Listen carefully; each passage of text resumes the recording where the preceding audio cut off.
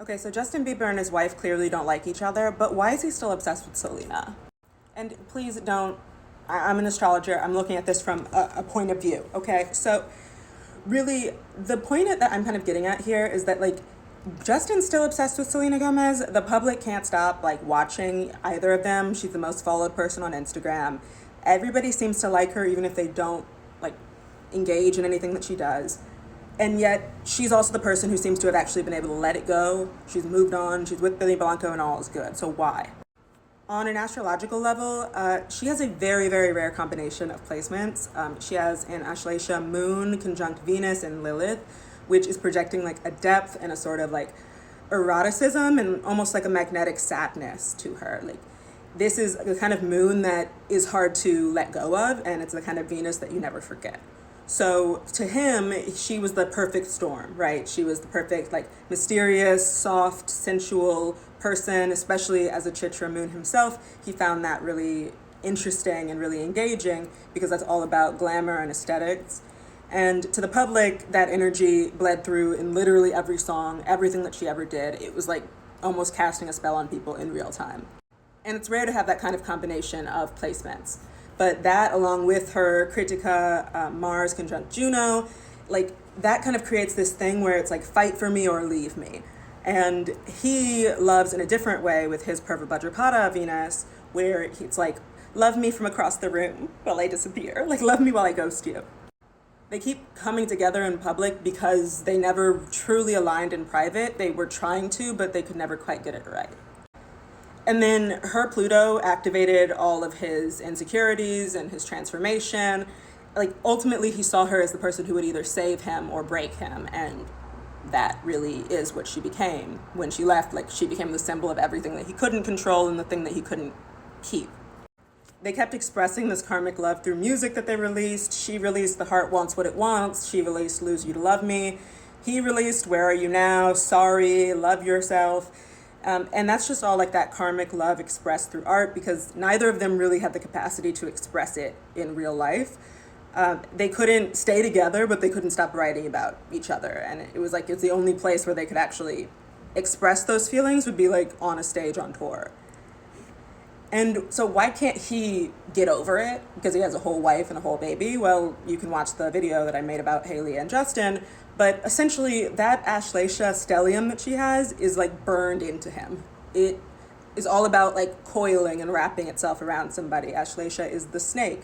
And so it's both poisonous and healing. And then his moon is remembering her as this ideal, right? So at this point, it's about the fact that she's gone, and so he can idealize her. He's longing for her. He doesn't feel like he gets closure. He's not obsessed with her. He's obsessed with like the version of himself that he liked at that point, right? Like, she made him feel like someone that he liked. And nobody else will do that for him because she was kind of a unique set of placements. And then his Rahu on top of his ascendant and his Ketu on the descendant is just no closure. So really, like, he's trying to constantly transform through desire.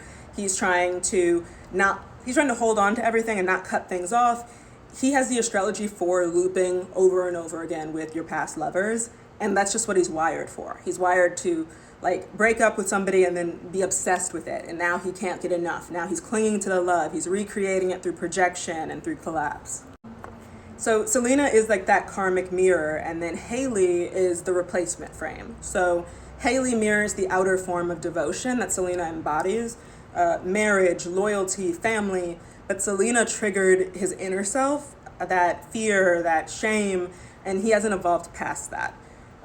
It's not that he's obsessed with Selena as much as he's obsessed with what Selena revealed about him. And because of the fact that he's essentially degraded and fallen apart in real time, clearly is going through different things, potentially with drugs, potentially not. Like, nobody else will ever hold that mirror up again because that version of himself doesn't exist and perhaps never truly existed. And so, like, has she let go? Has she moved on? I mean, it does seem like she's happy with Benny Blanco. I mean, I saw them on Hot Ones. They looked happy. And why that might be is because she has her Rahu and Mula, which means that her whole path in life is about uprooting things and moving past delusion. So she's about to like try to detach from everything. She destroys the attachments that are no longer serving her. And so she did it. She released and she let it go. Her Saturn is conjunct her descendant, so it's like all about learning things the hard way. And when love is painful, it's going to keep hurting until it teaches you. And so it essentially, that grief forced emotional boundaries, and she stayed until she eventually just couldn't do it anymore. And once she did, she never went back. And then her moon conjunct Mercury, conjunct Chiron, all in that Auslasia cluster, which is really intense. Like once she talks about the pain, she starts healing. So once she's in therapy, once she's doing interviews about it, once she's doing documentaries about it, she's over it. And that is what she did. So essentially, like, she loved him more than she loved herself until she realized that she had a self to come home to. And then it was over. So essentially, she became the mirror that he can't find anywhere else. That's why he's spiraling. That's why he's calling his wife a Jezebel on fucking Instagram stories. And that's why her getting engaged hit him harder than probably his own wedding did, because she moved on and he's still in the wreckage, and we can all see it. So follow for more.